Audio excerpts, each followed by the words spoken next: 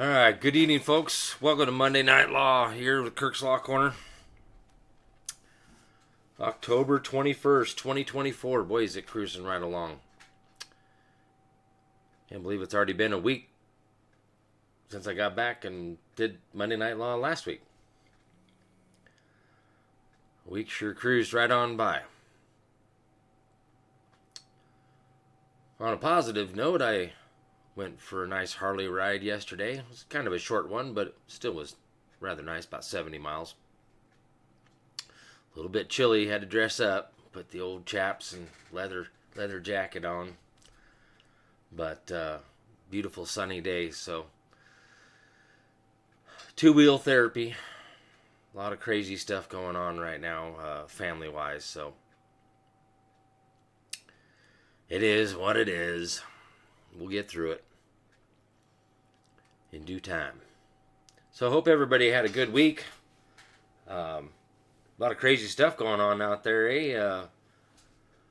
Stuff over in Israel and Ukraine and in America, Iran.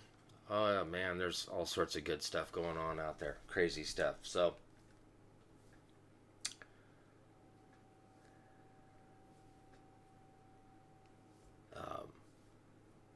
hi, Jack's out there on YouTube. YouTube's working. Okay. I need to get the Rumble up here. It should be the live stream here.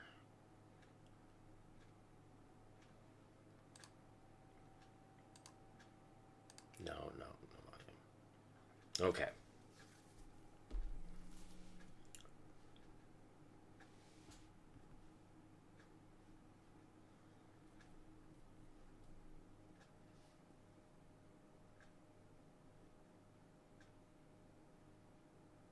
All right. So no strikes on YouTube, so that's good. Ain't preventing me, and Rumble seems to be working tonight, so that's good.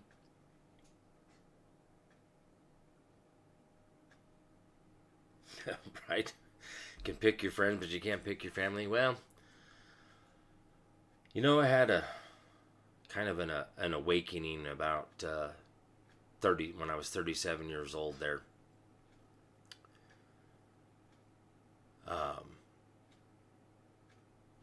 I just woke up one day and was like, I'm tired of having these so-called friends that bring all this negativity into my life.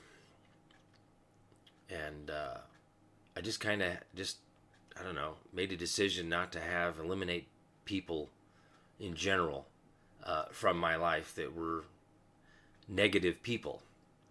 Now, I know it's kind of hard to do here with what I'm working on now and what I'm doing, but given the amount of corruption as in consideration of I would say negativity, but I feel that we're in this fight together.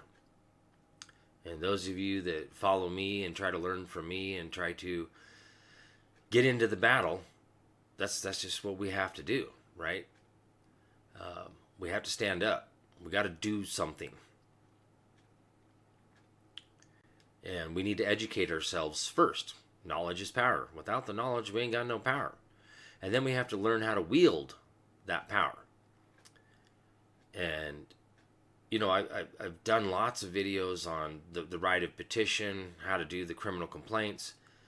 And I find it odd that, I get people that email or whatever contact me in one way or another and asking me questions about it when it's already, done in a video. And I've already explained it, how to do it.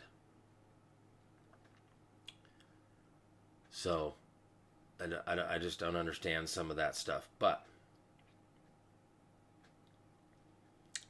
I did see something on that, Wendy, over here on Telegram about National Archives got hit by a cyber attack. As far as I know, it's back up.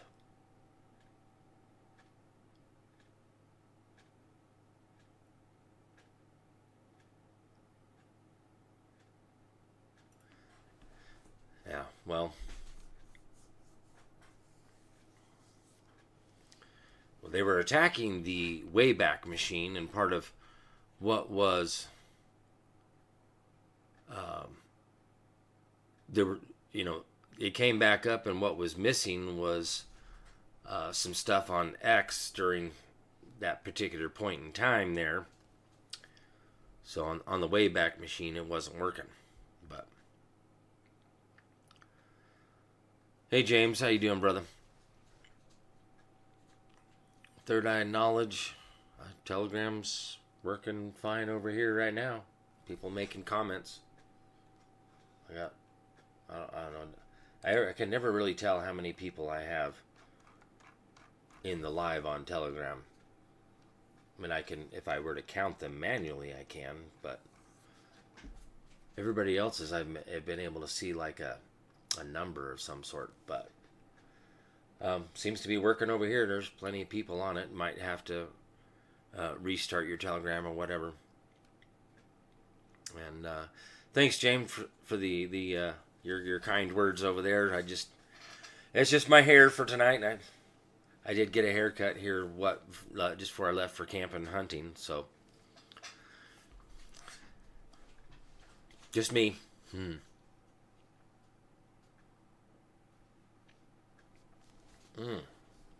Somebody over here on Rumble saying, try to view my Telegram. It said the account did not exist.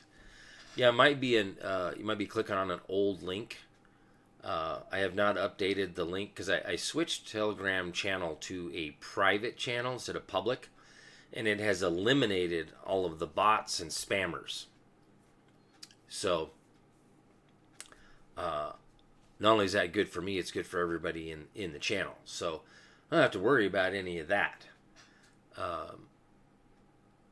But when I changed it to a private channel, it gives a link for the channel all by itself. I don't have any control over that. Whereas as a public channel, I can create whatever link it is. So, with that being said, the only way to get it is either directly from me at this point, or from a share from Telegram. Right, Diesel D's? Over on Telegram, the Diesel D, Rob was in mourning, yeah, because Rob does a lot of research off of archives. He finds all sorts of good stuff. So, yeah, good stuff. But yeah, imagine that. Missing info from the Wayback Machine.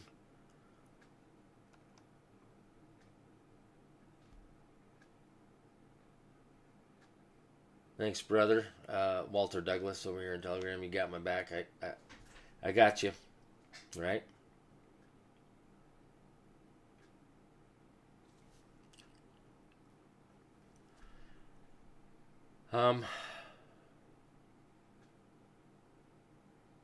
Out here on Rumble, what is that? Squall UAII.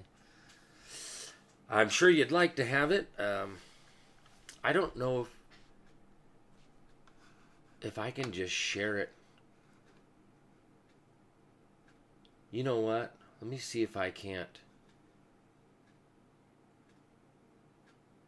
put it in the comment section here. Let me see if I can do this. If it'll let me do it right now.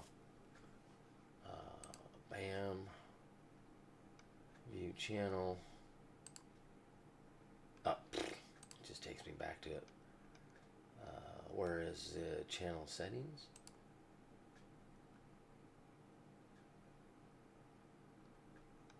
Invite links. There it is. It does say. Okay. I'm going to put this in their Telegram channel.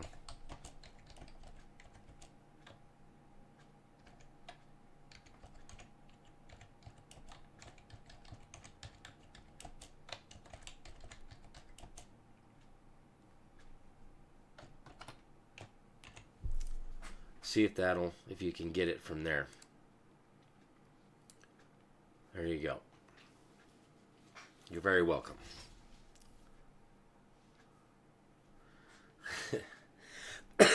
All caps, false prophet. That's a good one. That was.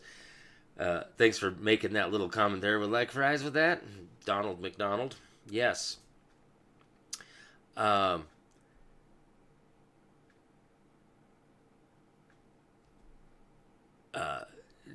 Donald Trump's working at McDonald's. He's been there for 15 minutes and he's already put in more time than Kamala Harris. Oh, Lordy. That's just, think about that. Donald Trump going to work at McDonald's. Come on, who does this stuff? Who in the past has done this kind of stuff? Holy smokes.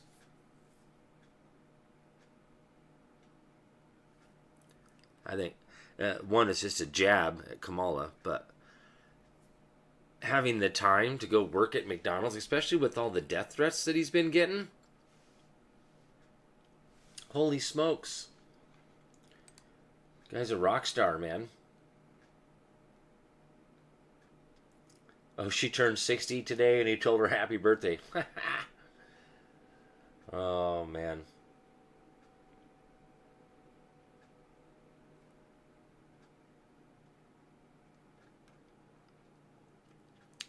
That's another thing about the my website there, and like with the Wayback Machine going down and archive.org going down, is why I like to download things and then put them up, books on my website, that kind of stuff. Also, I have a lot of stuff uploaded on the Telegram channel. So I've actually been getting quite a few requests to join my Kirk's Law Corner Facebook group. So for those of you out on Facebook don't know this, there's a page where I'm actually going live from right now. That's what really needs to be followed. But there's a lot of good stuff still in that group. I uploaded all sorts of books and documents in the Facebook group. So, with that being said, there is that too. Now with what I'm doing now, I do Monday Night Law. That's free. Wednesday night workshop through Patreon. That is a subscription. And then Thursday nights, I've been asked to start doing teachings, educational stuff on there. So there's another opportunity to catch me live is Thursday nights on the National Assembly, not national-assembly.net, the free conference call, our call there. So, and that is 7 p.m. my time. So 6 p.m. Pacific. Is it 9? Yeah, it should be 9 p.m. Eastern is when that starts. So, and I'll go over that here at the end of the show here. Go over my website, go over the national website, and the new Restore the Republic again. I don't know. I actually had to reboot my computer, so again, I lost everything.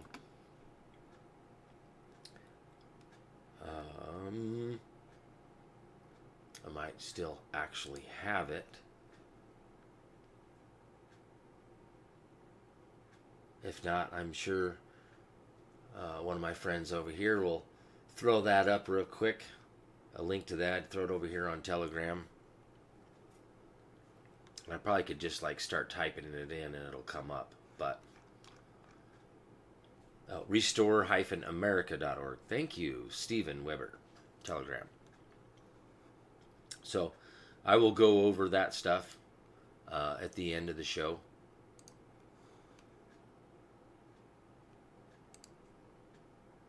I have that pulled up. Cool. And we're getting quite a bit of hits on that. And basically, I didn't know. I thought it was getting put out there. So technically speaking, I was the first one to really put it out there on my show last Monday Now, Jason from his hardline, which is now We the Patriots,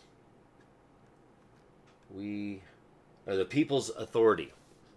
He is on Telegram, and I don't know if he's still on Podbean with that, but he's spreading his wings and going on to YouTube. So I know that Jason and I talked about getting together now that his schedule has changed and doing like a Friday night thing. I know several people have asked to go back to Friday night fun night, bring back Friday night fun night. But I'll tell you, folks, again, Monday nights, then I got Wednesday nights, and then Thursday nights, and then try to bring back a Friday night. It might, I don't know. So okay, he still is on Podbean. It's just not called his hardline anymore. So, but I like Jason. I've had several conversations with Jason. I've been over there on his platform. Great conversation, and I've been doing this for a while, so I get how this works. Don't try to step over the top of somebody and speak short and clear. But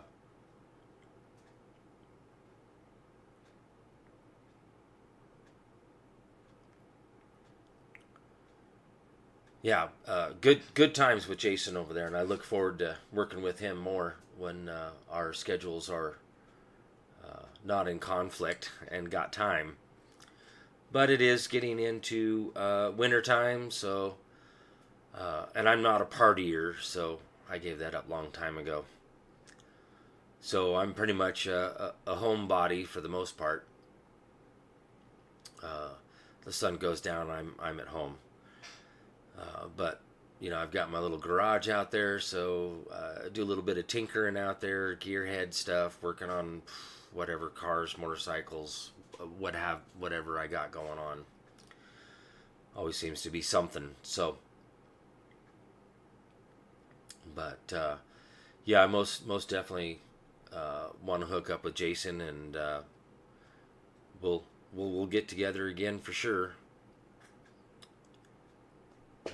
He's a busy truck driver, and I'm just a busy guy myself. So, got lots of other personal things to take care of. Brother Rod, there you are. Good to see you, brother.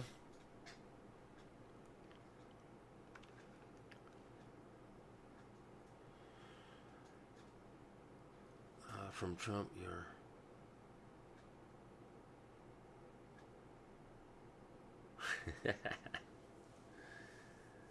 Yeah.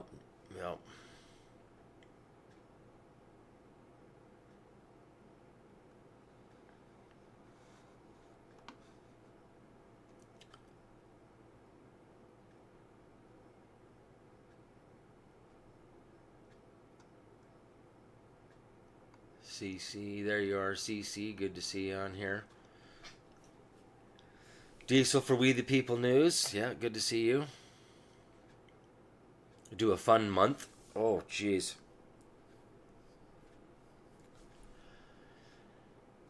Dude, I'm telling you, shit is gonna get freaking crazy with this, the E word. What I've said before, almost a couple years ago now, about what I think is gonna happen there, and it's looking more and more like it. That there might be some fraud going on. The military may have to come in. We actually may have to hold a second election. The thing is, dang, I said that word.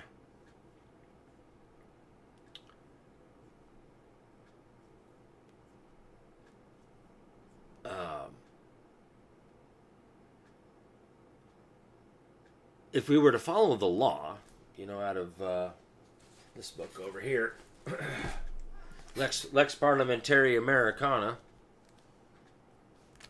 elements of the law and practice of the Legislative Assemblies of the United States of America, which this is the common law, right? This is the real law.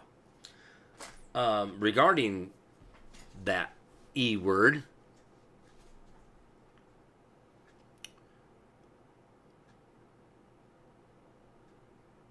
all the ballots are supposed to be brought in directly to the legislature. But see, we have to learn how to do an election petition, the right of petition. You know, I've done a couple videos on that. When Chris and I were together, we did lots of videos, 3 nights a week there for, 4 years. So there's a lot of videos out there. Now, they're still all up there on my Facebook page. I did take every video down on my YouTube because they were going through them and giving me strikes trying to take my channel down. So I got hip to what they were doing, so I took them down.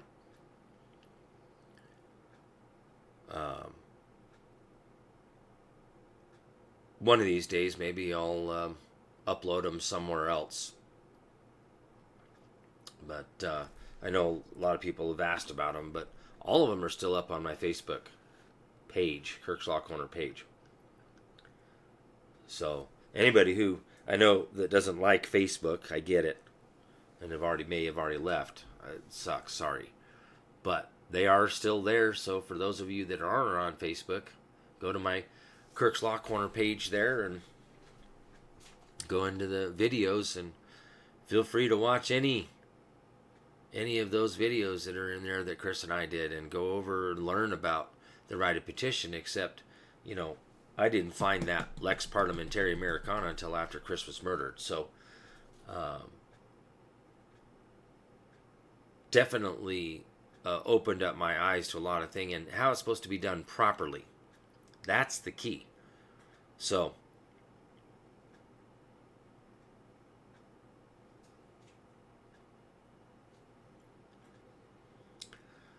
hi, Binky Brant. Good to see you.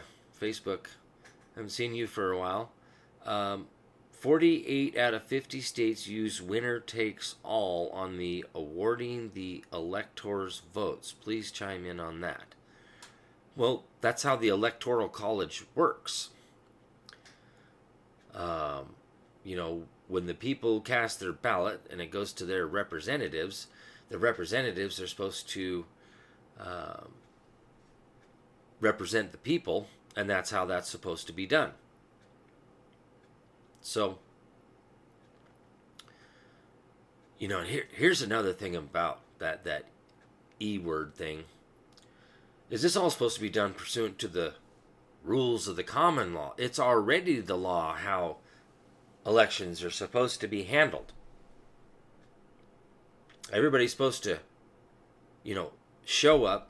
Now, see what power was actually delegated to the legislature was to fix the districts based on the census to ensure that there was sufficient representation in the legislature. And they're supposed to fix the districts and the time and place that they're to be held, not how they are to be held. The common law dictates how they are to be held.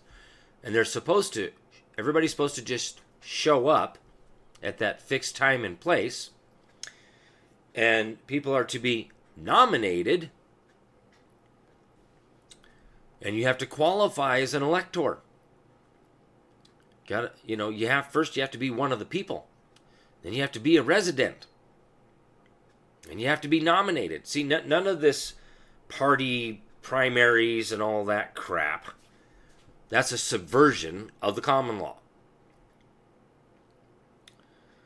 And everybody gets a ballot and they cast their ballot and it's all counted right there in front of everybody. And then the winner is declared.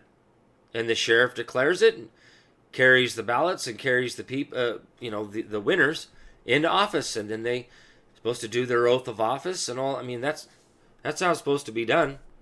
Right there on the spot. Now, I get that we're in a time now where we have a population level that's pretty high in comparison And that would be rather difficult to do, would it not? Be very difficult to have everybody show up all at once. Well, this is why we're supposed to have the legislature making sure that the districts are small enough that we could still do that. But hey,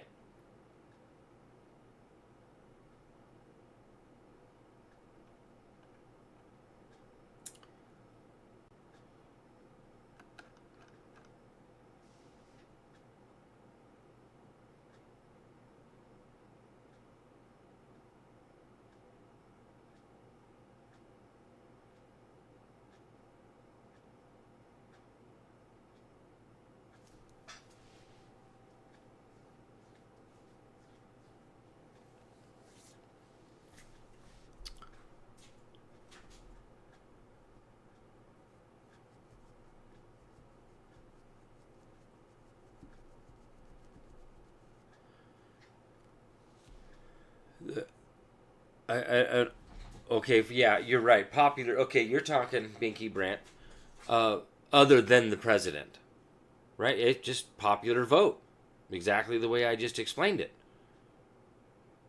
They're supposed to cast their ballot. The ballots are supposed to be counted, and the winner is to be declared right there on the spot. Otherwise, for president, it goes to the Electoral College. In my mind, that was a brilliant way to do that. I mean, I've studied that, so I know how that all works. With a little catch to it, because it could be interpreted that the representatives can actually cast their electoral votes how they see fit, and not based on what the people state. That's if you're a representative of the people, you have to do what the people say. So, in my mind, that's how that works. And yeah, I'll send you a message, Binky.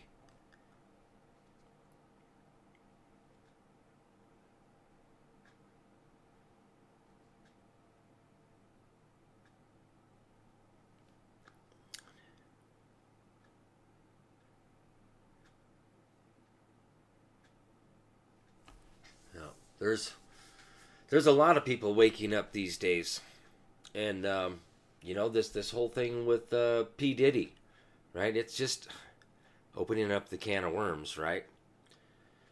And like something I've said before, a lot of this stuff is going to have to come from the brainwashed and indoctrinated people. It's going to have to come. This information is going to have to come from their people, right? And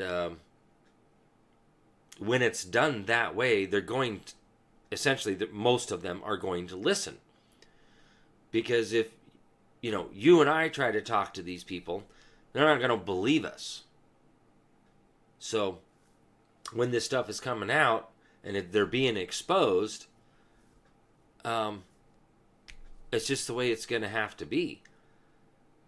And just all we have to do is take a look at the sheer amount of people that show up to Trump's rallies.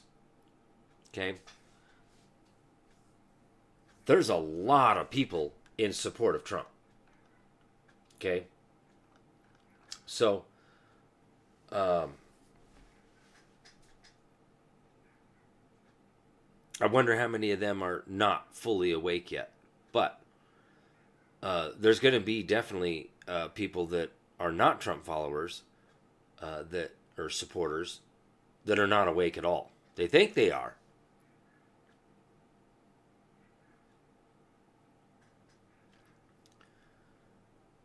And well, Binky, that's the way their mind was manipulated, right? The comment was, if we try to talk, we get ignored, and I'm spot on. Yeah, I know. It's because, and I figured this out, it's part of the indoctrination, the brainwashing, the brain programming, and it's like their minds cannot take in, it does not accept anything contrary to their mind what they were taught. And so they actually start losing their shit when you start sharing the truth with them. It's just their mind can't handle it. They don't know how to use logic and reason. They were never taught to think for themselves, to think outside of the box. They were taught to believe their belief system was essentially brainwashed into them. Okay? So it's not, in my mind, this is the way I'm thinking, it's not even their fault. It's the school indoctrination, the schools that's what they're doing in these schools now. And look at what they're doing to our children as young as kindergarten, right from the get-go now. Okay? These people are freaking sick in the head. And it's like, who in the hell are the teachers? How come they're not saying no? Well, I'm sure that some of them do. And they get fired. So, but this is what we're dealing with, right? They've hijacked our education. Saul Alinsky's rules for radicals to take over the education. That's what's happened. Okay? Make no mistake.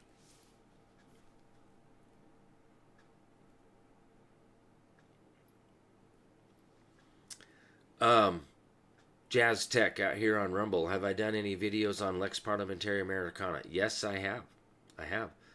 I have done right directly from Lex Parliamentaria of the right to petition, the proper format, how it's to be filed, where it's to be filed.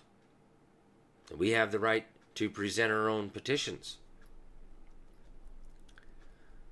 So, to answer your question, yes, I have. Even on the election petitions.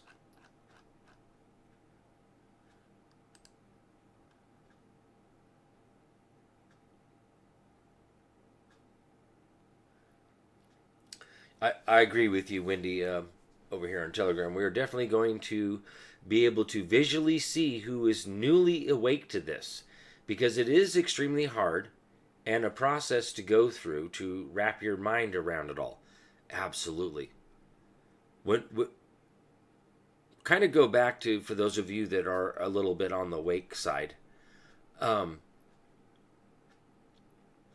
think back when you first discovered some of this stuff and you got into the mode of, hey, I'm going to do my own independent research, and what you found and how overwhelming that stuff was for you. Now imagine somebody who's not open to doing their own independent research because the way their brain has been trained, brainwashed, manipulated, and then basically being forced to see the truth, because that's what's happening, right? In essence, all of the stuff that's coming out is being forced to see the truth, and that they're having meltdowns, right? Including the deep staters, because they don't want the truth to come out because it exposes them, because it's all one big frickin' pedophile ring worldwide. And that's the thing.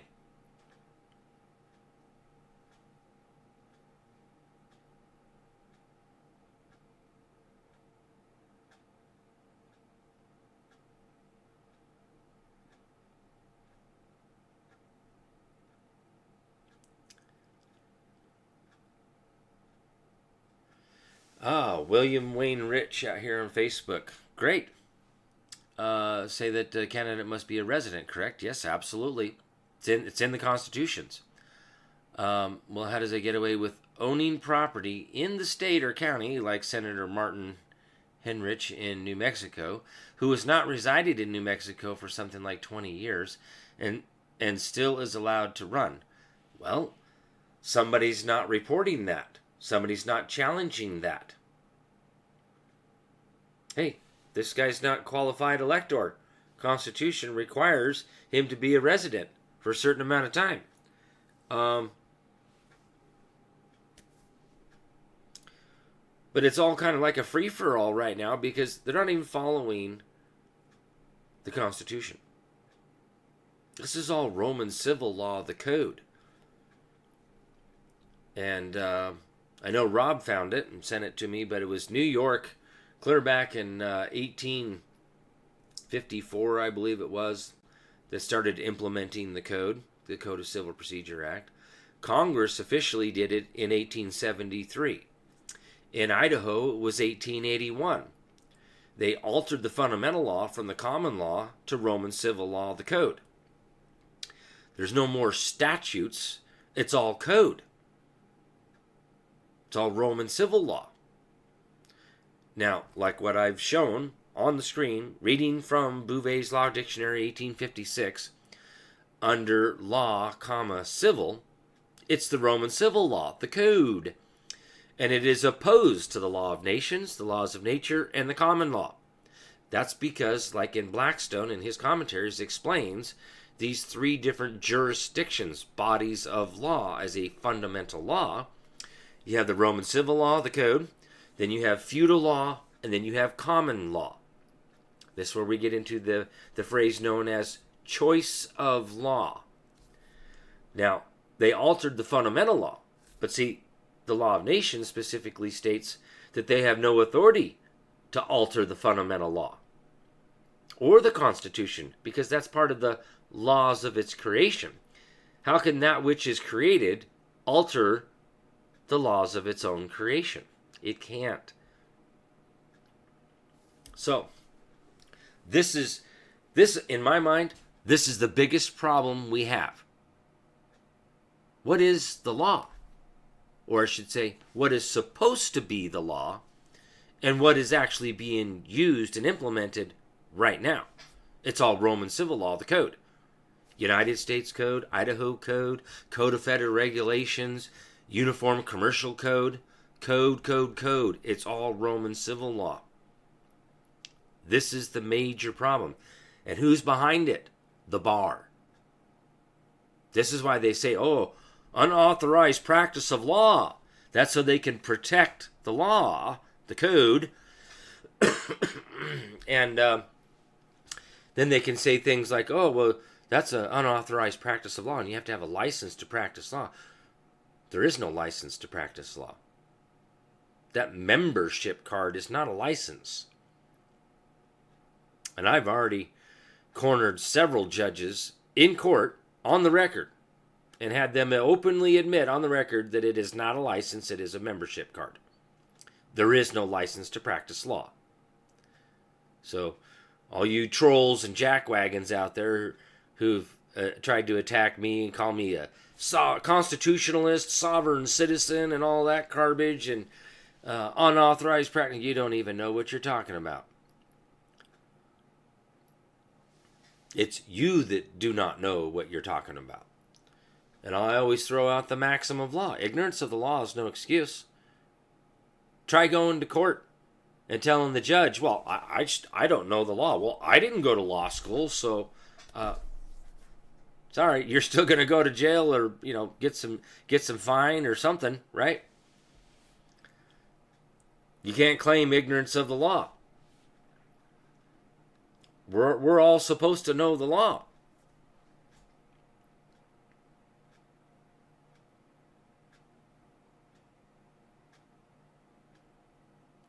So,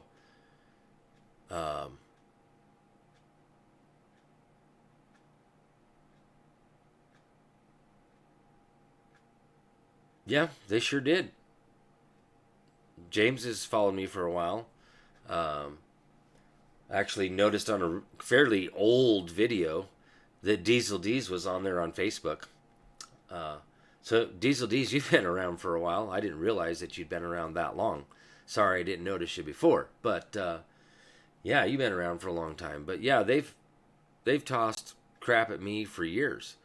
There's a couple different YouTube channels out there that one attorney bashes all sorts of, does the sovereign citizen crap. And the thing is the people are sovereign.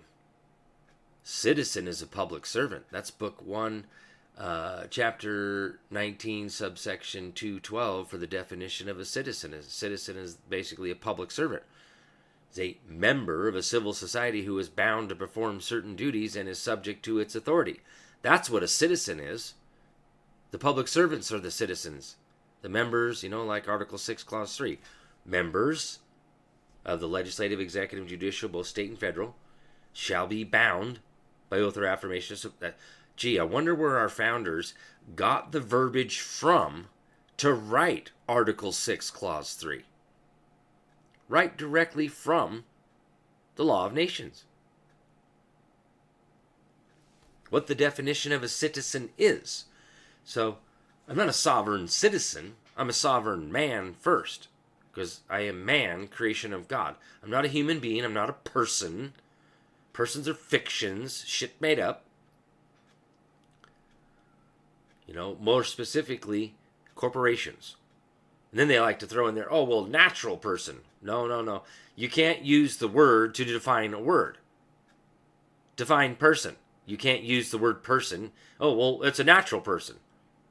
That's trickery. It's word salad. Persons are fictions. Even the Law of Nations talks about, the nation's state of being. When you do the Constitution, becomes a moral person. It's a fiction. It's all on paper. Only exists on paper. Doesn't exist in reality, in the tangible. Just like McDonald's. Can you actually touch McDonald's? Because it doesn't exist. It's all figments of our imagination. Or somebody's imagination. So,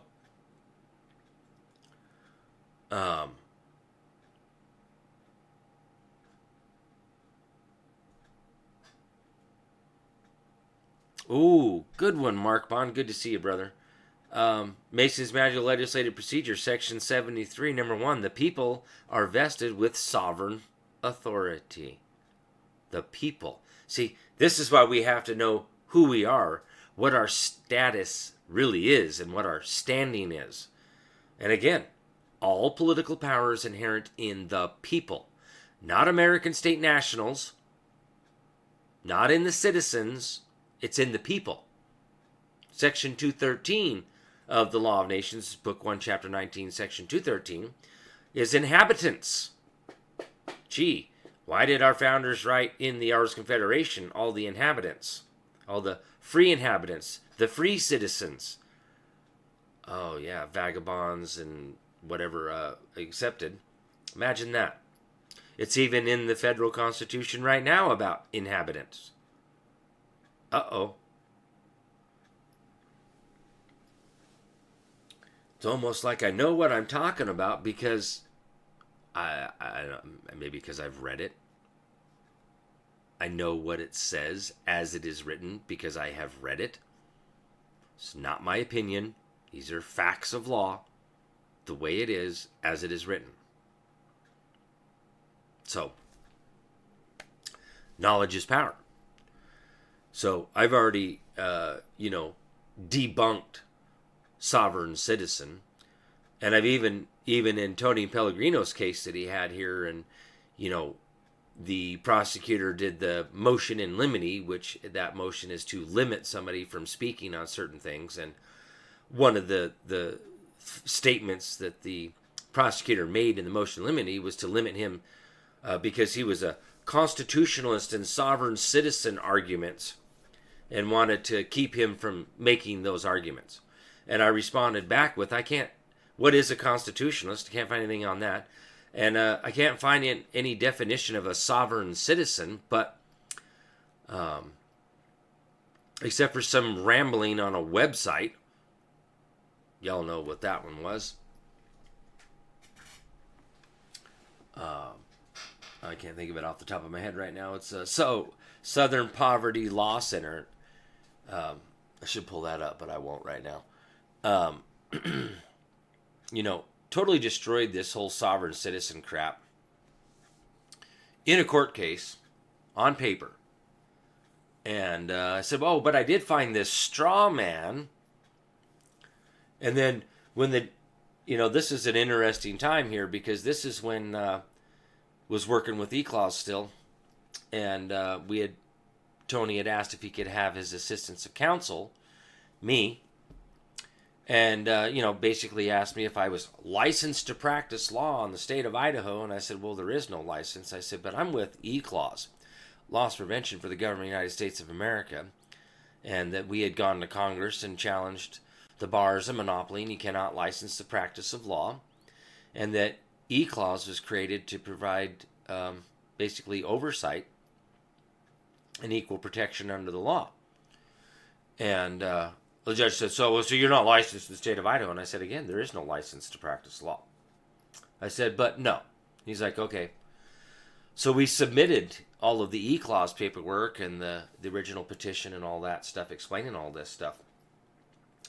And when we came back down for the trial stuff, and basically, Tony asked again, hey, can I have my assistance of counsel up here with me? And the judge was like, yes, sure, come right on up. Didn't play that game after we gave him notice of everything that we had done, and the licenses and how we were created by Congress and all that good stuff. So, total change of tune. So, sitting next to him for trial by jury, the judge asked for about the motion in limine, looking over at the prosecutor. Well, got this motion in limine before the court, and we need to take this up. And the prosecutor jumped up out of that seat like it got shocked by a cattle prod.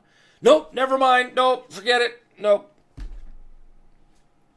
Because it was the prosecutor's motion, we just responded with an objection to the motion, forcing the showdown.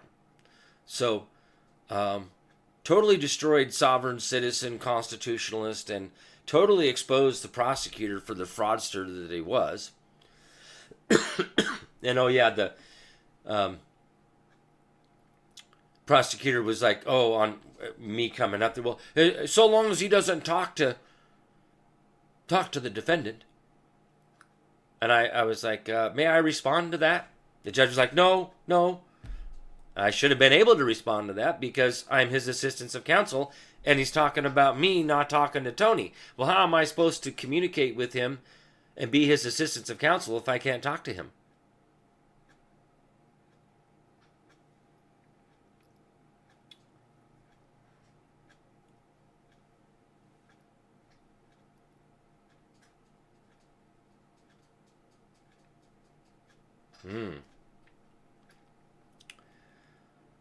Well, there was a question over here on Telegram asking if I could talk about the Great Seal being on the state assembly seal.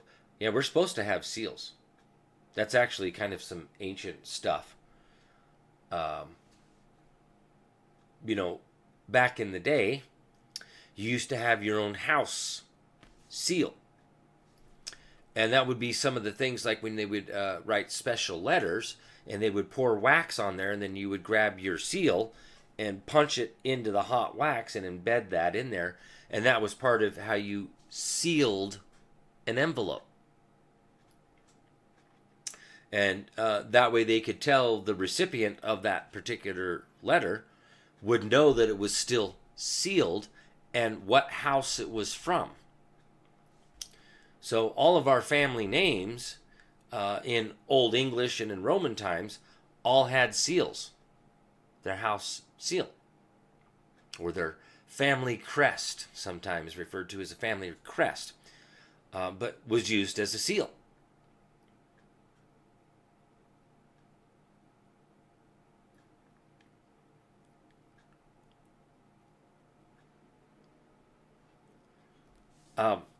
Over here on Rumble, looks like CC17Q.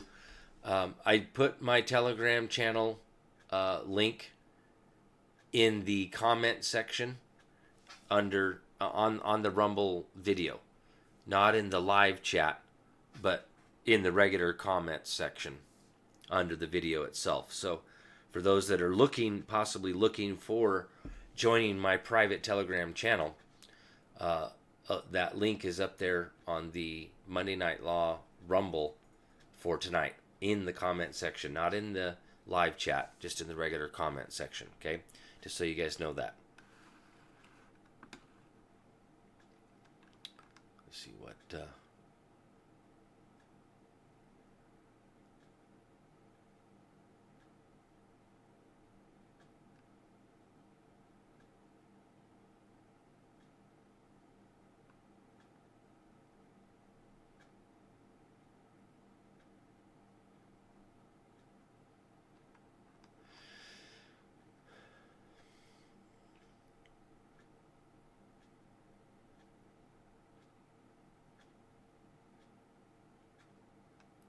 Oh, glad to hear you're doing a little bit better, Mark. Getting up, getting around.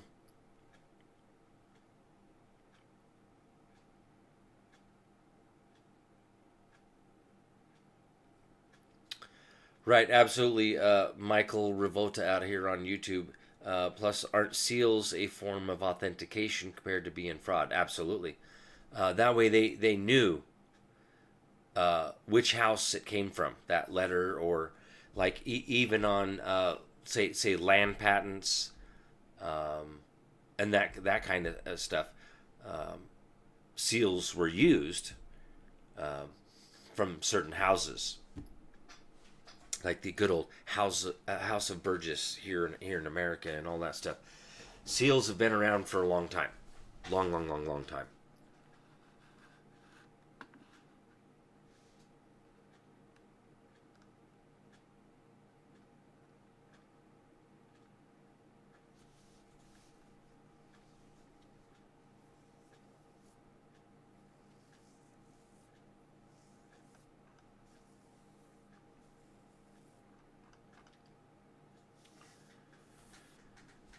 Right? Even the Diesel D's, the signet ring.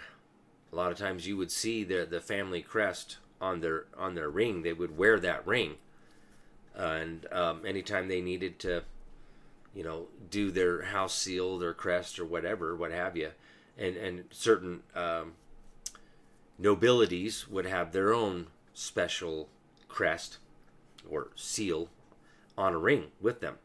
And that's what they would imprint that into the wax. So, just, think of it as a kind of like a signature that can't be duplicated, right? Because they were pretty intricate, and everybody's was different. So, no, all caps profit out on, remember, corporate seal is a fraud. No, just represents a corporation. Their seal is like a signature. So, yeah.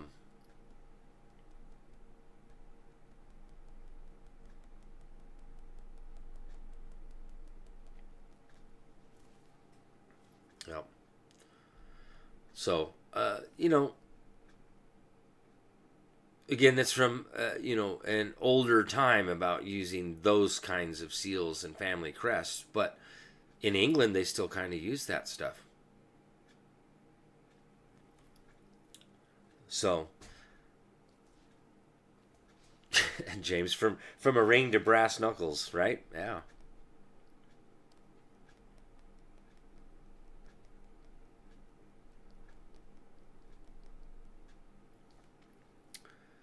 Sure, I suppose it could be part of the Freemasons and being an evil thing, but the way I look at it, it's a way of signing something, and sometimes you'll hear this phrase: signed, sealed, and delivered.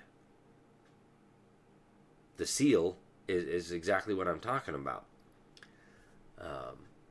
With wax and a family crest or a seal, right? Just like a notary. I have my notary seal, my notary stamp. And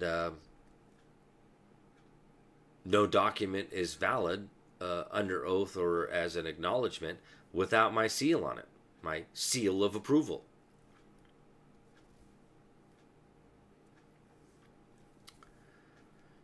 Well, again, it's more than just verification. It's identity.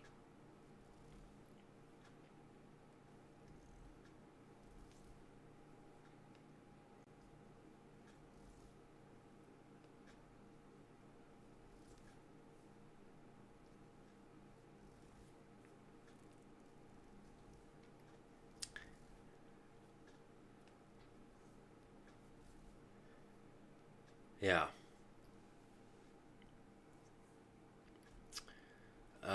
Tanzi.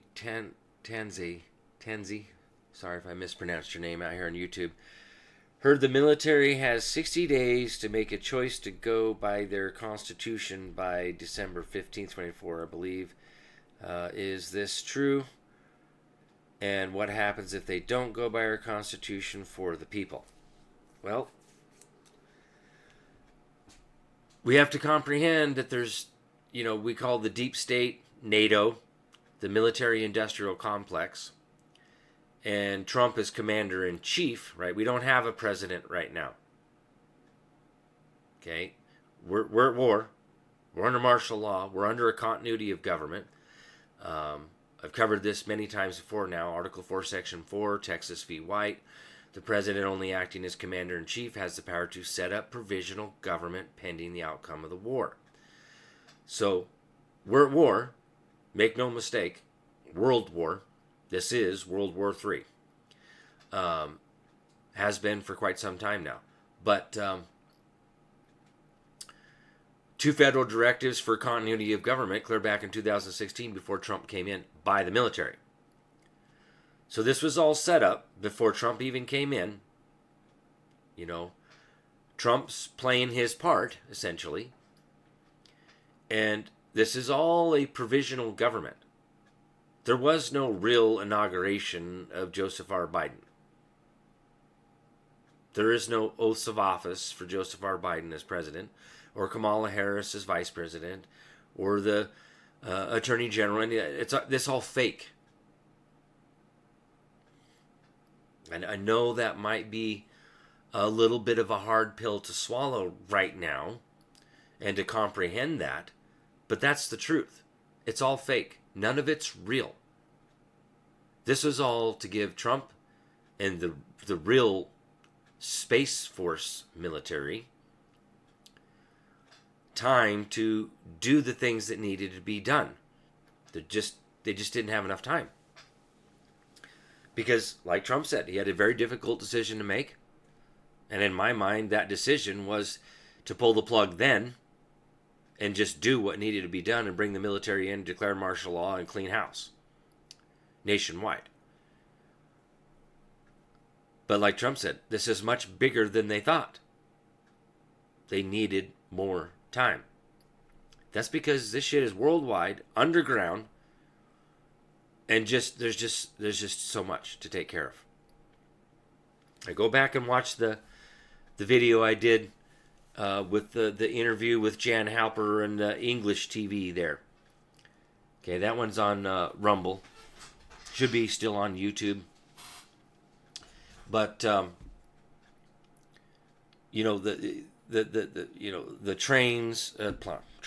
planes was a 600 planes, military large aircrafts, to retrieve all the gold from the Vatican.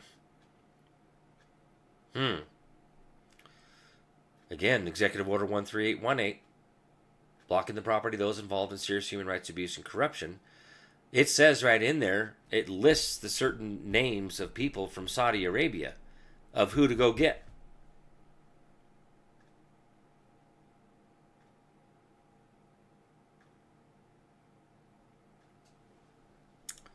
So this all started December 20th, 2017. And I'll explain that executive order again. That executive order is basically to go in and take down corrupt governmental regimes, institute new government, hold elections, and then do a treaty of peace. How has Trump been doing treaties of peace if we're not at war? It would be completely illogical to have treaties of peace if we're not at war, because that's what a treaty of peace is to end the war. That's what's been going on since December 20th of 2017, folks. Whether you're aware of that or not is irrelevant. That's the facts. That's the truth. Trump did the sword dance in Saudi Arabia, which was a signification that he's the king. Trump walked in front of the Queen in England. They were done. Trump took over. Trump took control. They're done.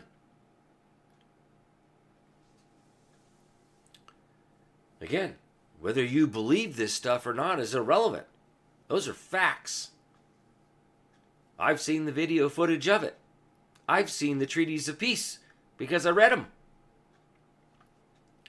At that time, I'd found 7 different treaties of peace.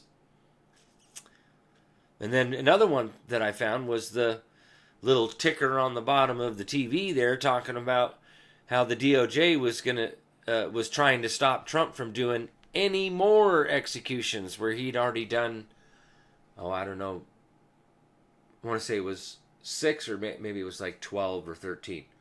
He'd already done several executions. Okay, how does the DOJ try to stop Trump from doing executions if he's not already doing them? So, this stuff isn't in the mainstream media.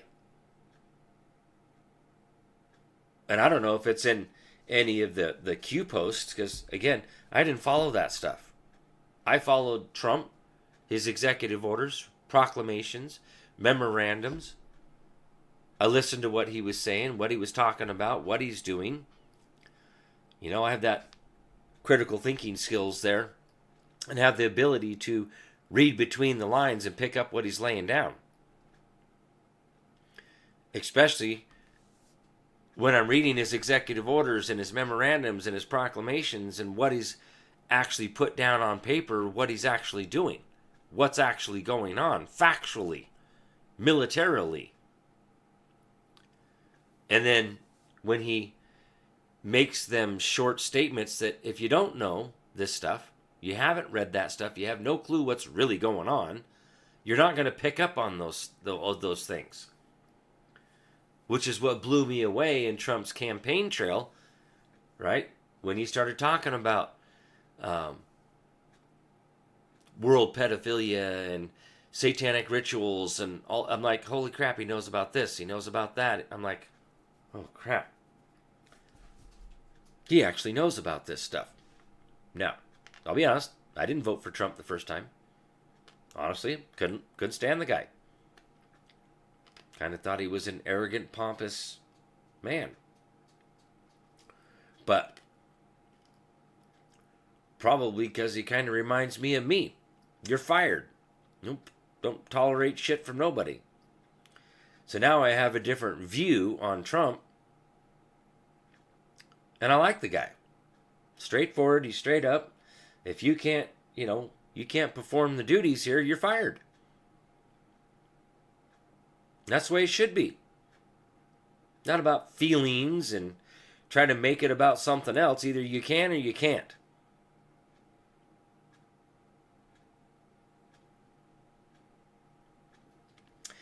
Carrie St. Sereno, good to see you, girl.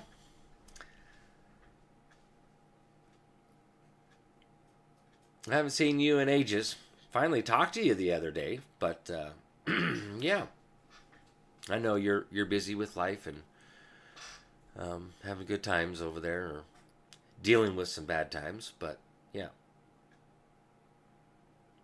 Right, I like Trump because both parties don't like him. Well, here's the thing. This is why it's like, people ask, well, are you a Republican? Well, I got news for you folks. Both parties are corrupt. Yeah, I'm going to say that again. Both parties are corrupt. They're all involved in this pedophilia stuff. They're all involved in subverting the law. So, in the true sense of Republican in character and conduct, sure. What does it mean to be an American? What is the fundamental law supposed to be? You know, this is a lot of things that people don't get. We already have a fundamental law.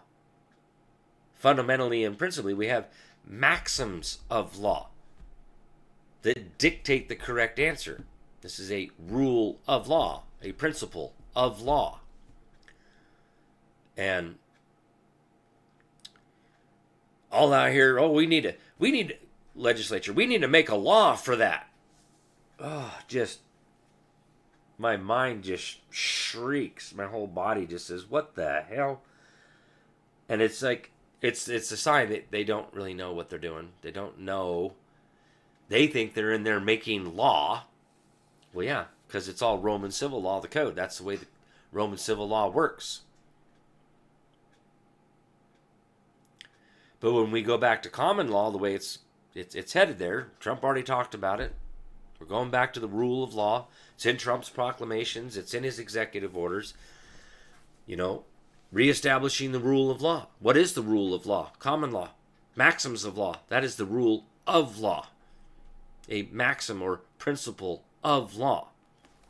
These are fundamental principles that dictate the correct answer every time, regardless of your personal opinions and feelings. We don't go by feelings. We go by the law. Real law.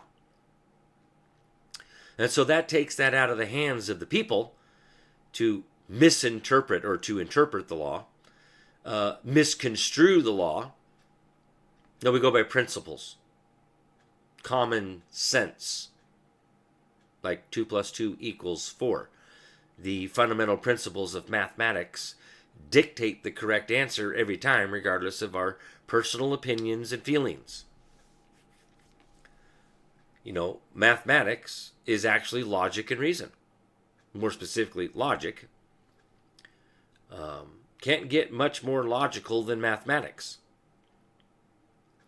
So,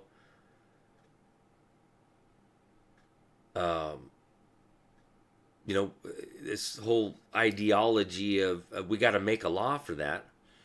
Well, you don't have that authority. And it's already the law. How come you don't know this? Well, because we've all been dumbed down and brainwashed and indoctrinated. Mostly just dumbed down. Not everybody's been brainwashed and indoctrinated. I would say very few of us have withstood the indoctrination, but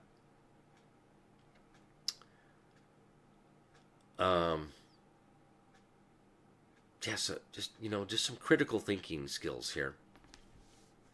And for me, common sense. It's already the law. And we're seeing it this is where I picked up Blackstone's commentaries on the law of England, where the Supreme Court of the United States of America is ruling in that New York State Rifle Pistol Association versus Bruin, declaring that legislation, that the legislature doesn't have that authority to make us seek permission to keep and bear arms. That right to keep it where we want to keep it, whether it's open or concealed, is irrelevant. It's none of their damn business. They don't have any legislative authority over it. It says shall not be infringed. Where is the delegation of power to make legislation regarding the subject of the right to keep and bear arms? There isn't, except to, what? Have a well-regulated militia to regulate the organized militia, the military, because that's what the organized militia is military. So, they declared that stuff unlawful and unconstitutional, citing Blackstone's commentaries on the law of England.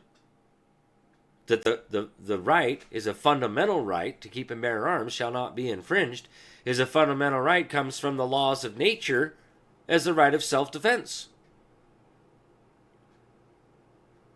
How are we not going back to fundamental law? Reading means reading, folks.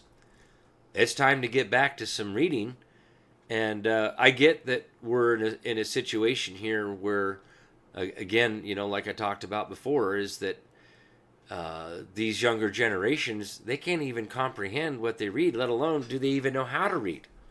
I mean, there's last time I looked this stuff up, we're talking like 60% of these high school kids graduating from high school can't even read or read better than um, an eighth grade level.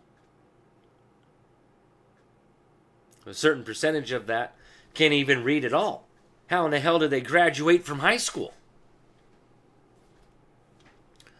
So this is one of the biggest problems we're going to have. The hurdle is education, knowledge. How are we going to even educate these kids? And I say kids because of my own age now. If you're 30 years old and younger, to me, you're a kid. I'm old enough to be your dad. So, they can't read, comprehend what they read. So we're talking about a complete re-education of society as a whole. So be it. Why do you think I'm here?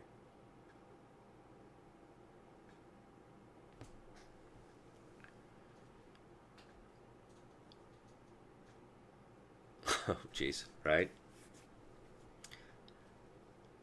Common Core, it was successful, yeah. Common Core is screwed up mathematics and screwed up logic. That's the whole point of mathematics, is to teach logic.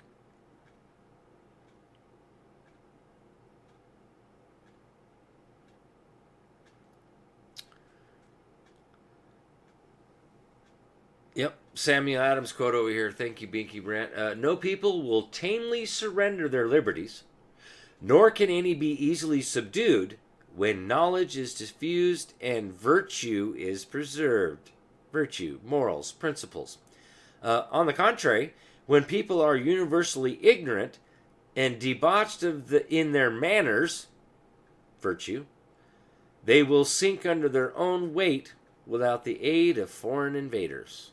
Quote from Samuel Adams.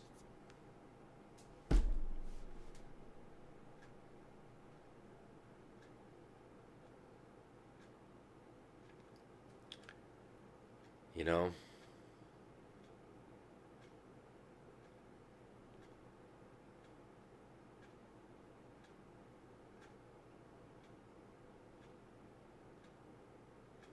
yeah. Me too, Mark. I'm pretty good at math. Okay, I'm really good at math. But I was the kid that in grade school that was finishing the times tables, one of the first ones to be done. Um, I got into accelerated math there, and by the end of sixth grade, I had finished pre-algebra in sixth grade.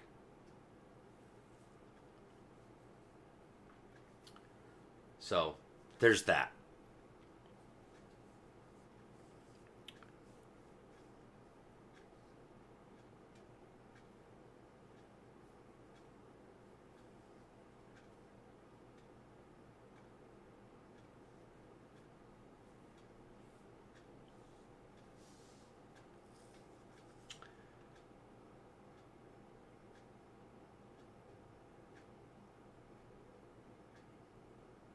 You know,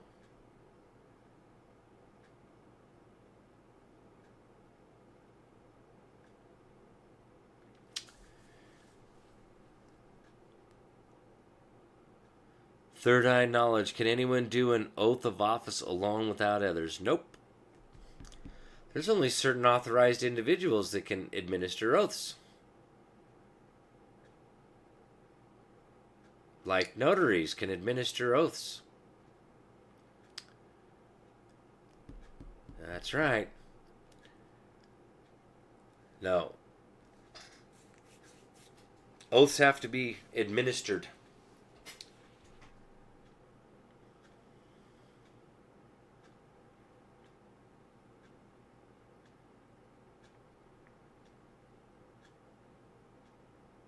Right? All that engine work, absolutely. Got to be able to read down to a thousandths of an inch. Break out your micrometer.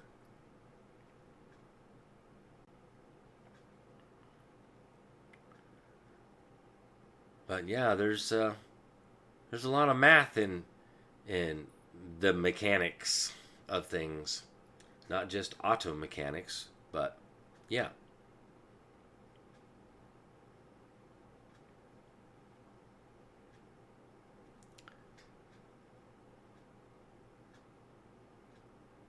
Yep, absolutely, Binky. If a public servant takes an oath, do they have to sign it to be authentic and legal? Yes. Must be what? Signed, sworn, and subscribed.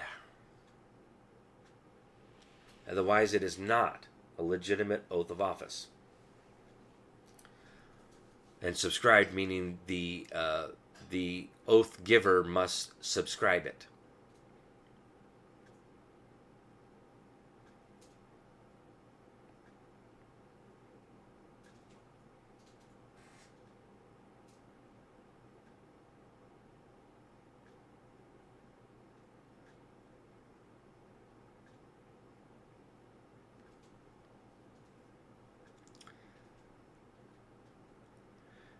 Well, that would be an invalid oath of office now, wouldn't it? But here's the reality. Ever since the Reconstruction Acts, none of them have been a valid oath of office. We've been under government de facto ever since. So, none of the so-called oaths that have been taken since the Reconstruction Acts are valid. None of them.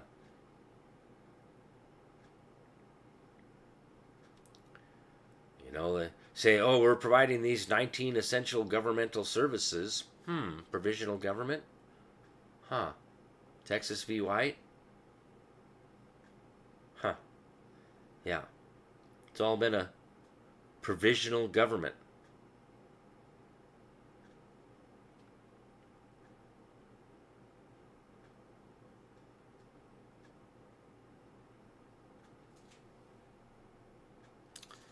So,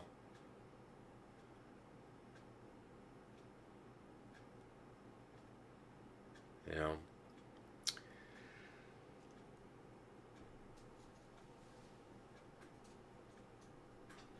right? No Kid Left Behind Act really derailed a lot. Well, I know. Hey, I'm a high school dropout. I dropped out after 10th grade. But I went on to get my high school equivalency diploma, not just the GED, the general education. I took government and I passed. So imagine that. And then, yeah, went off to Job Corps and then off to the Marine Corps and yeah.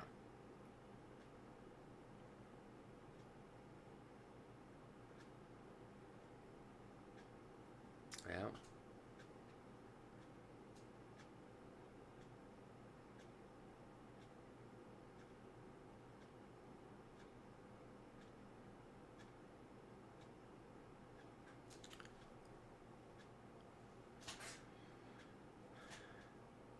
Yeah.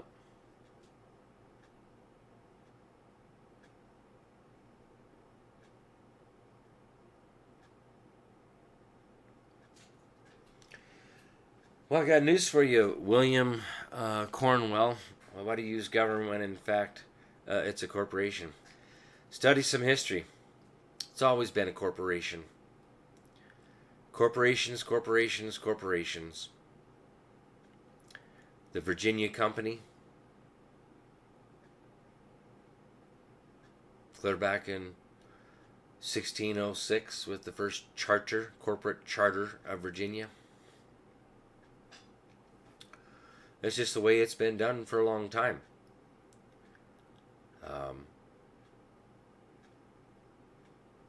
Just the Reconstruction Acts of 1871, they created the corporation, the United States Inc.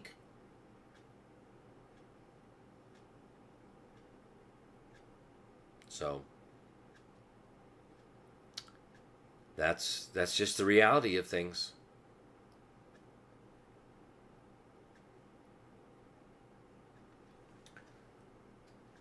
Wow, is it really already 8:30? Wow. Yeah, there's the East India Company, there's the West India Company, the Northern Adventures Company. Um, it's something that I found studying history. It's all corporations, corporate charters. I mean, why do they call it the Magna Carta? Charter, corporate charter. It's the great charter of liberty because it's all corporations. Has been for a very, very, very, very long time.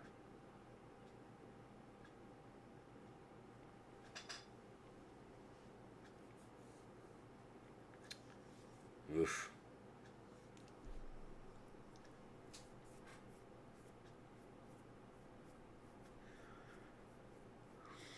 Hmm.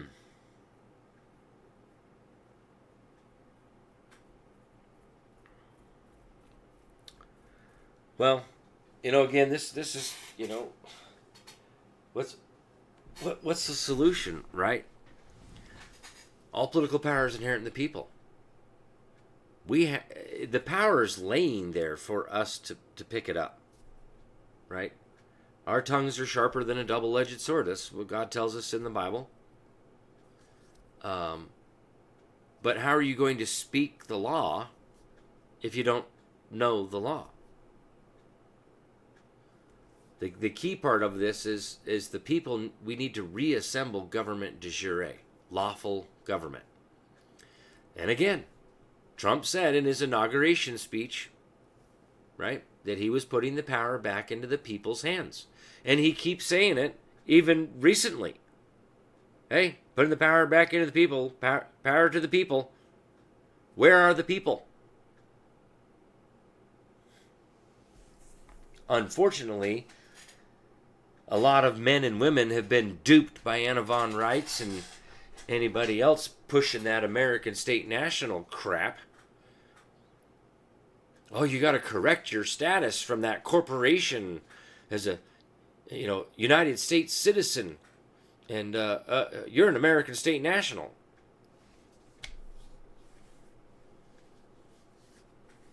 Can you cite the law for that? Oh, and anybody who, I haven't had anybody once cite the United States Code regarding state national, which is where it comes from the code, Roman civil law. So if you were changing your status or did change your status to an American state national, first of all, American state national doesn't actually exist at all. Nowhere, not even in the code. It's just called national or a state national. But what is a national? It is a citizen. Citizens are public servants. So even according to the code, you're all claiming you're American state nationals. You're not,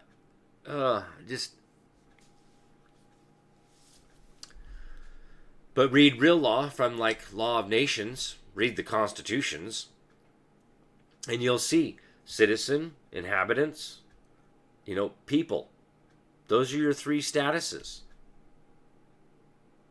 So, our rights dictate that all political power is inherent in the people. Doesn't say American state national. Doesn't even say national at all.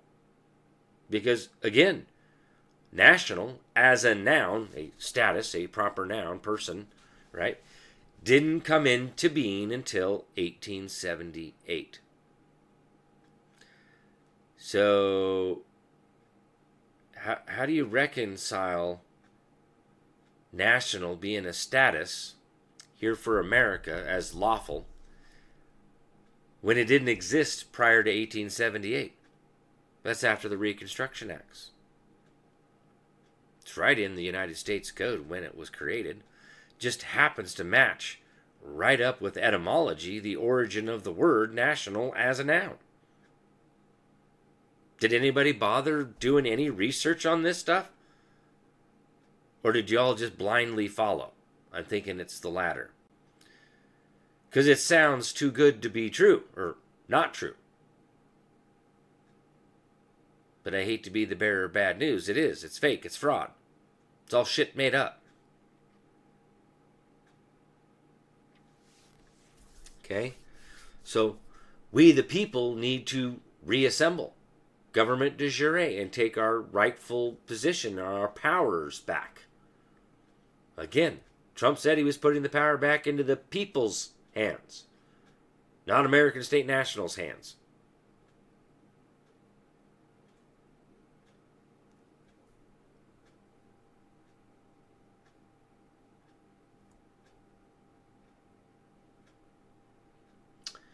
Good question out there on Rumble by Jazz Tech.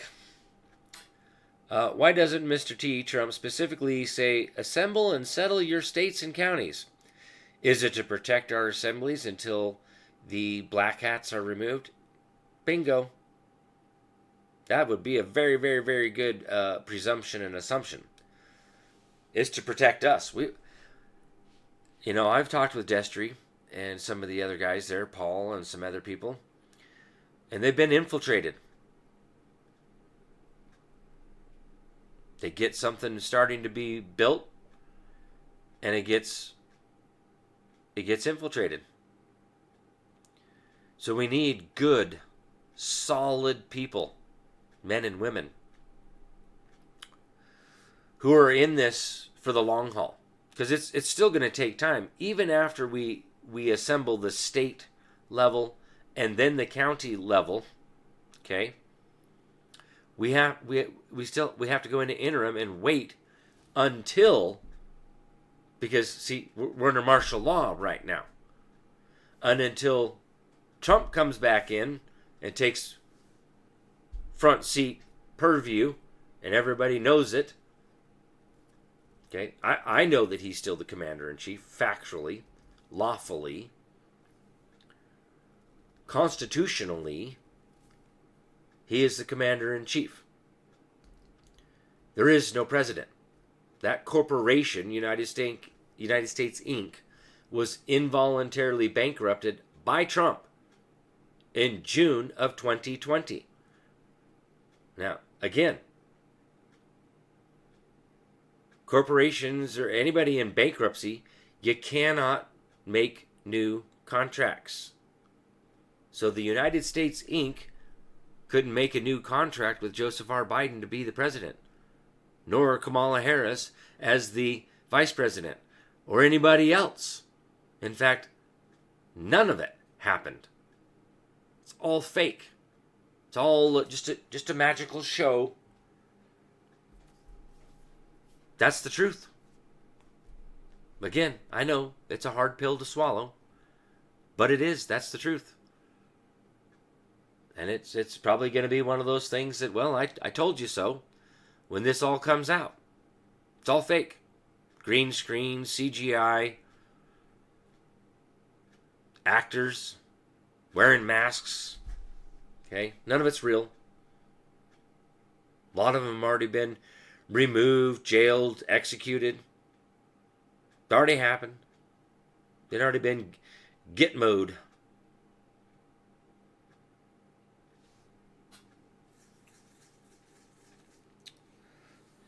So, we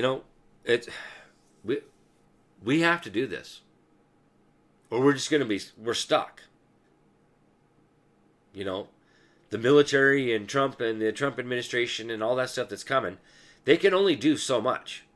They can only do the provisional government to provide the essential services until the people reassemble. Yes, out on Rumble, central casting. That's another term out there. Okay. No, Trump rallies are not CGI. Nope. No, I've known several people that have actually traveled around and have been to some of these Trump rallies. They're real. By all means, these are real.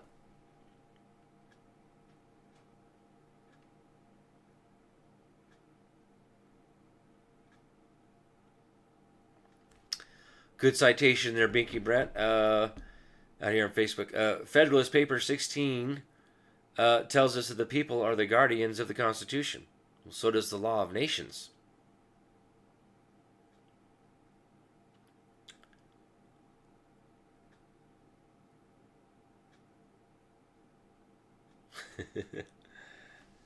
Books is like looks. Read stuff Kirk reads. Look smart, thus get smart.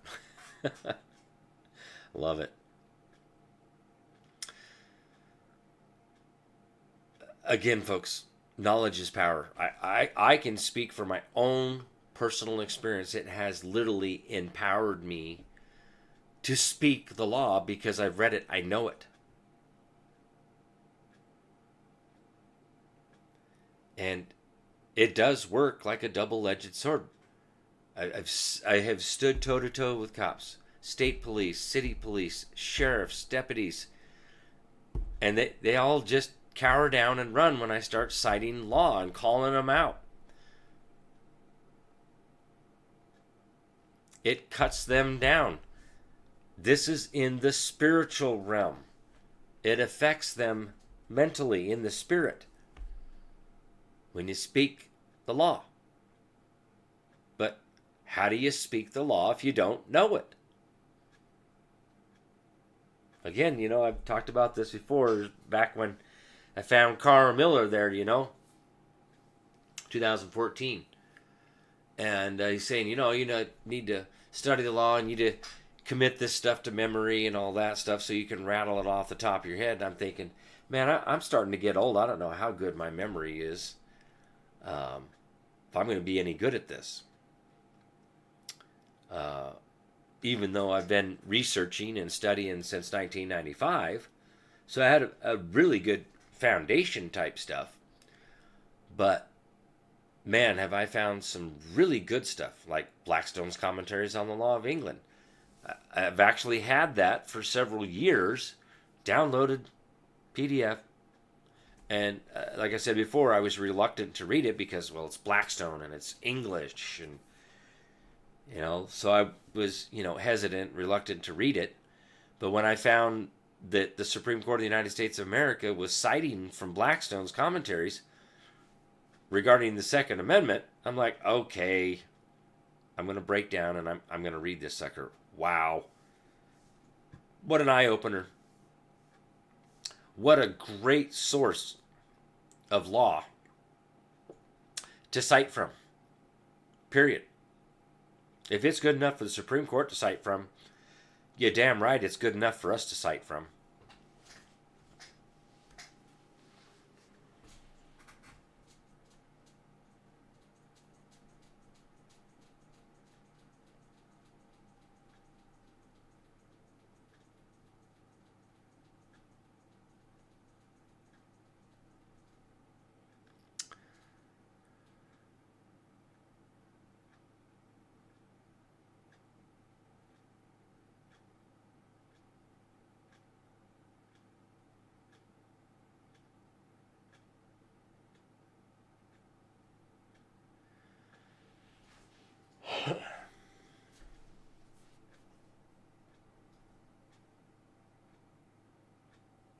Yeah.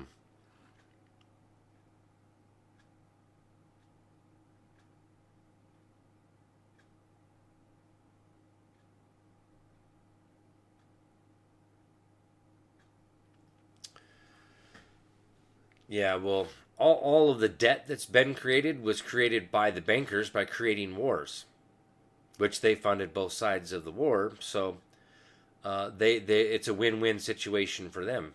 That's part of what's happening right now. The whole banking system, the international banking cartel. A lot of this stuff has already happened, folks. It's already been in the midst of being taken down and dismantled, and the whole new system is coming. Rainbow currency. Okay, we're going back to gold-backed currency. There's a bill, and I've showed it live It's been in Congress for quite some time to go back to the gold standard. Just waiting for that particular day. When the timing is right, that bill will be passed. Okay? It's just a matter of time. When the timing is right. And this Federal Reserve note, which is a fiat currency debt note, is going to go away. So think about it. If you were in charge, what do you think all would have to be done to wipe out a currency and change currency? Something that's been used predominantly worldwide. You think that's something that you could take care of overnight? In a year? 2 years? 5 years? 7 years? It's funny, I caught something Trump was saying the other day. Something about 7 years. The 7-year plan. December 20th, 2017 is when he did the executive order basically declaring world war against the corrupt. That would be December 20th, 2024. That's 7 years. Would that not fall right before his inauguration in January?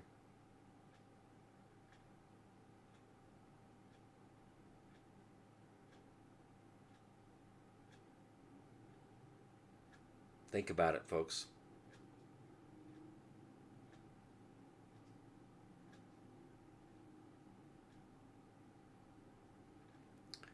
Yeah, it's not something that can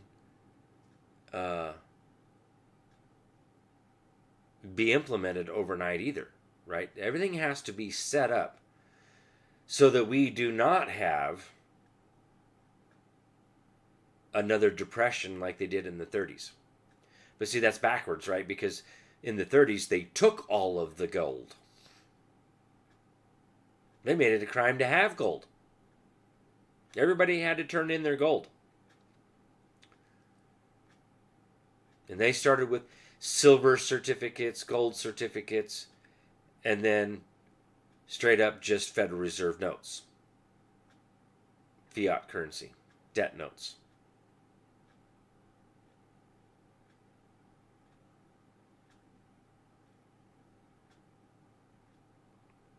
So, it's up to us.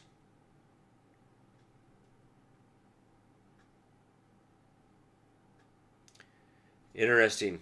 Thank you, Johnny, out here on YouTube. BRICS Nation Summit this week to announce a new global monetary system, a gold-backed system. Imagine that, folks. It's happening all around us, all over the world.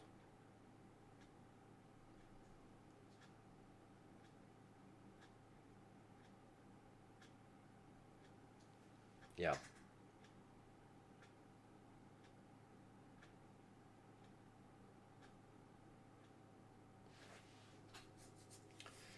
Well, this is the thing, folks. It's up to us. Plain and simple.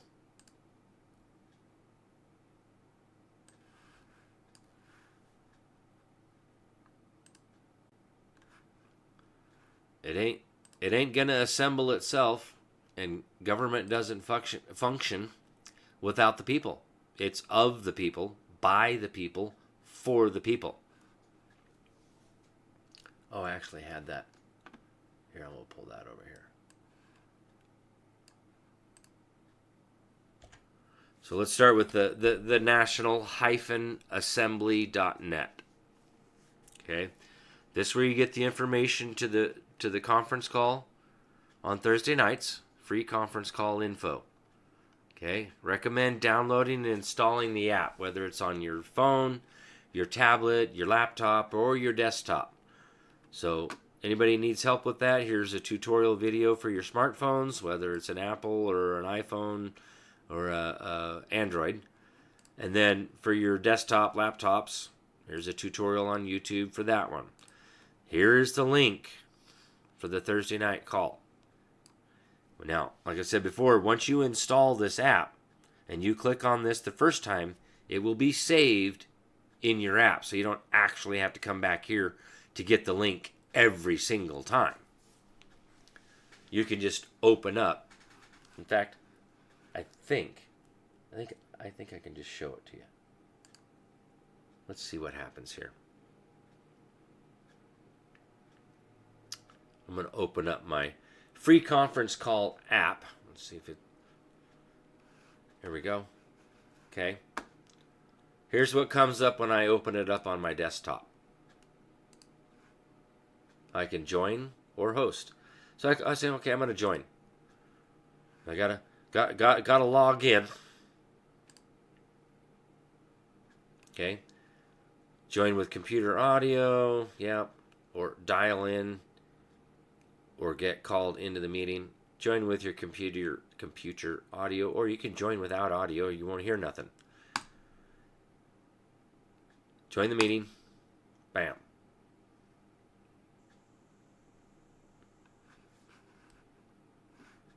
I'm in the meeting.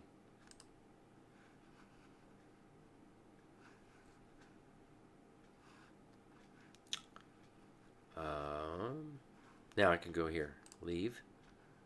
Bam. So right there is the National Assembly. It's right there. It automatically saves it in here. Okay. So that's how simple it is to join the meeting. Just click on join. Once you do all that first stuff, it'll save it right here in this drop down box. And then you just click on join and you're in. Okay? It's just that easy. And it's free. Okay?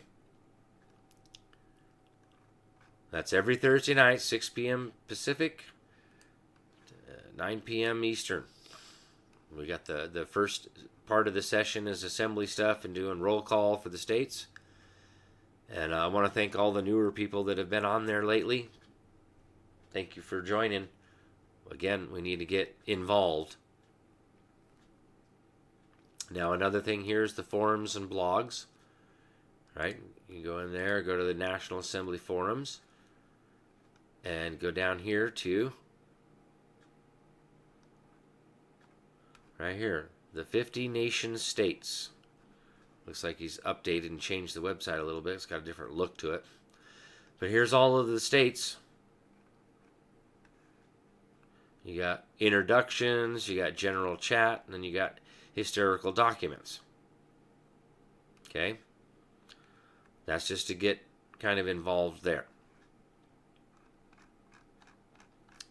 Now, created in a new website. It's called restore-america.org. And again, I want to thank those that have been involved in creating this. This is a lot better, in my mind, to get around in and all that stuff than the National Assembly. National Assembly website has a crap ton of information. It can be quite confusing for a lot of people. But a lot of information there. This here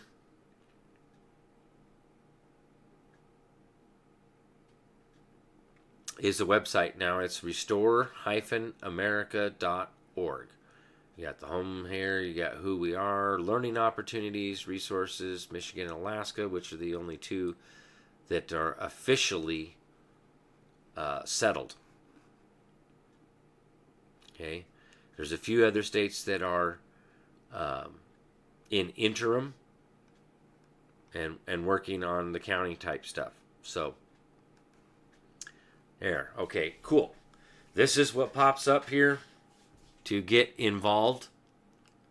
And this will be distributed to the Coordinators. We're still looking for coordinators for certain states. There was a caller on there from Washington who wanted to be a coordinator, would pick up for Washington. So hopefully you've gotten in contact, Content Manager 1, anything like that at yahoo.com.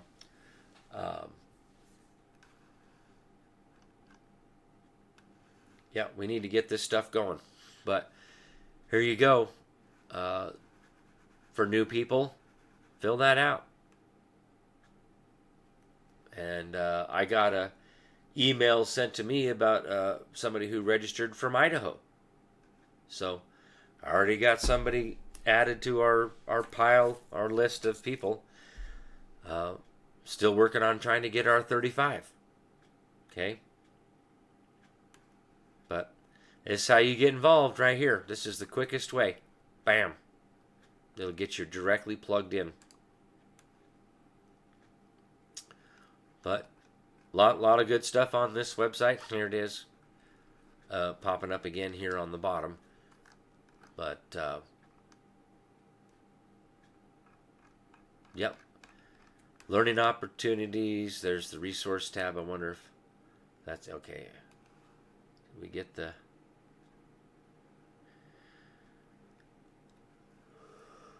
videos up there. The Red Beckman videos, not yet.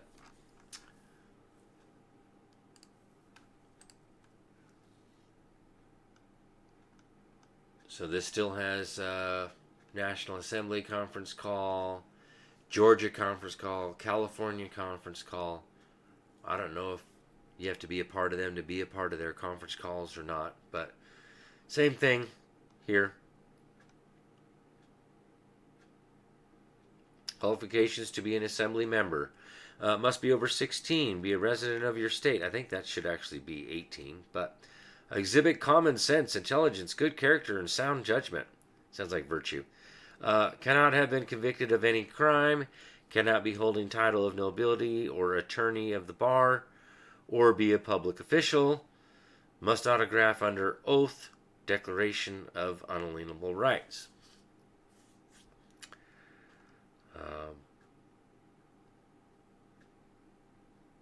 Yeah, here's the links to our, for mine, Kirk's Law Corner, my website. I believe this has been updated. I gave that up the other night.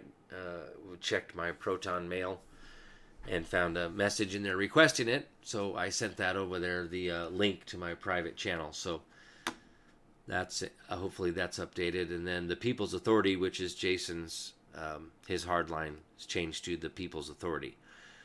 So glad to be a part of this and be on here, as it's an honor to be on here. So thank you all for putting this website together, and I hope more people visit this. I know that they got quite a few hits from last week when I put this out. So keep it up, folks. Share this website.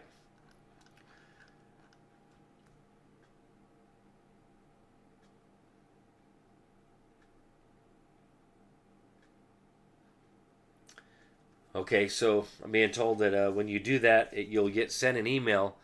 So check your spam.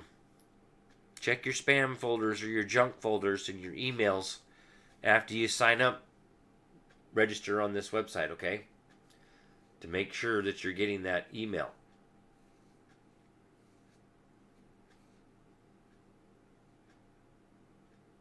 Okay. Being told out here on YouTube, Access Humboldt Unincorporated. Others are welcome on the training calls. They need to contact the coordinator through one of the websites. So thank you for that. Update there for you folks.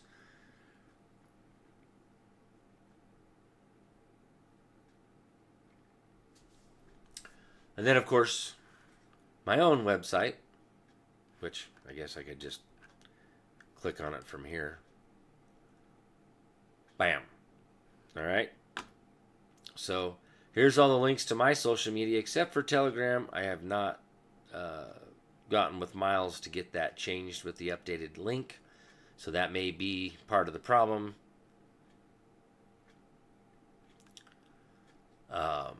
the library tabs right here. Okay. Free educational series out there on YouTube. Actually, it's on my Facebook too. Page, Kirk's Law Corner page. But YouTube, free educational series. There's 8 episodes in that, as well as I added 3 more videos to that. Okay. And free to watch. Here's a link to Patreon as well as the one that's up here. Okay, this is the P right here.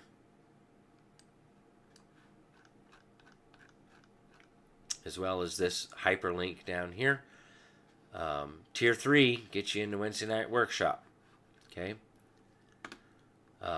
Those of you looking for one-on-one time, that's tier 4.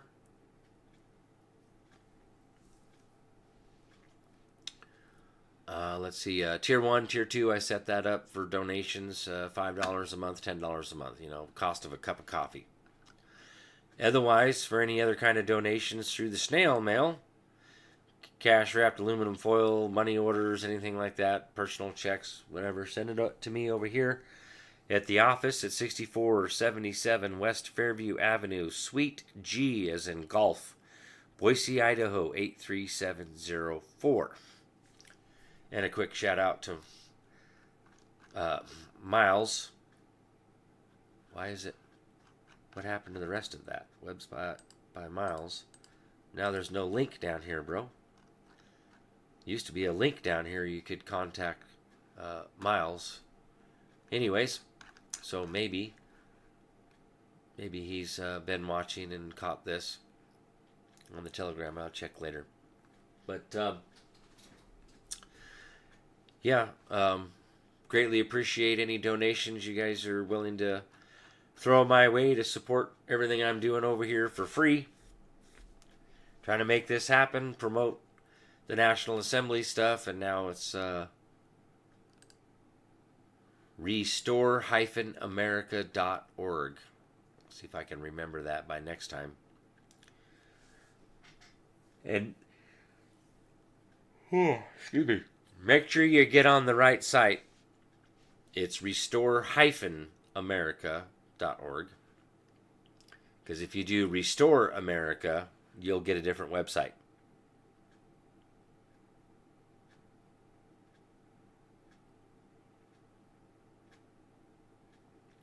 All right. So, quick shout out there to Fix It Fast for running around posting all the links and stuff. Thank you, Fix It. Good to see you. Or Jameskin over on Rumble. Fix It Fast over on YouTube.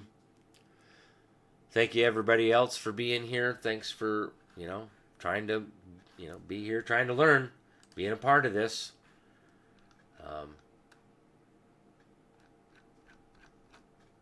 We are the people. And we have to reassemble government de jure, and it takes the people. Of the people, by the people, for the people.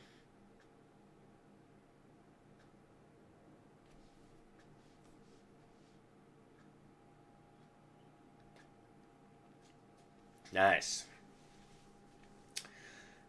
Brian Savage out there, got your KTM there. Yeah, I've got my Honda CRF 450R. That's my dirt biking bike. It's pretty badass. Anyways, have a wonderful night, folks. Thanks for being here, and we'll see you next week for Monday Night Law, and then Wednesday night for Wednesday night workshop for those in there. Thursday night on the National Assembly call. Okay, please get on there. I was supposed to have been presenting last week on. I was going to go over grand jury stuff again, so this Thursday I'll be covering it again. So, going to be talking about more of the grand jury stuff, Lysander Spooner's, from Lysander Spooner's book, okay, and a little bit of history of it. All right, God bless everybody, and stay safe, stay vigilant. Reading means reading.